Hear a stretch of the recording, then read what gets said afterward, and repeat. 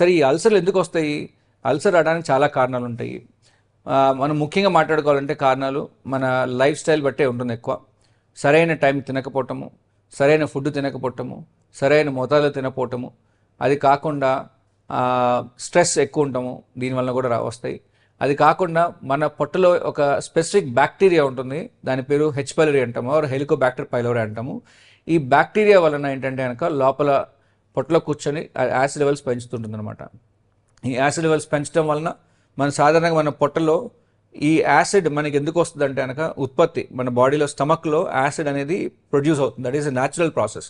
ఎందుకంటే మనం తిన్న ఫుడ్లో ఉన్న బ్యాక్టీరియాని చంపడానికి, ప్లస్ ఆ ఫుడ్ని మిక్స్ చేసి డైజెషన్కి స్టార్ట్ చేయాల్సిన ఇనిషియల్ ప్రాసెస్ అంతా కూడా ఈ యాసిడే హెల్ప్ చేస్తుంది అనమాట. So acid is very important to protect and for the digestion అనమాట. To protect the body, digestion help చేయడానికి కూడా యాసిడ్ చాలా ఇంపార్టెంట్.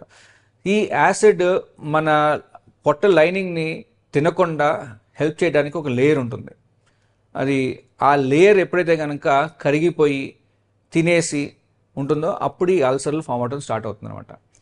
ఈ లేయర్ తినడానికి కారణము ఆర్ ఈ అల్సర్ ఫామ్ అవడానికి కారణం ఇందాక మనం డిస్కస్ చేసినట్టే ఈ బ్యాక్టీరియా వలన అవ్వచ్చు, ఆర్ సరైన టైంకి ఫుడ్ తినకపోవడం వలన అవ్వచ్చు, ఆర్ స్ట్రెస్ వలన కూడా అవ్వచ్చు. అలాగే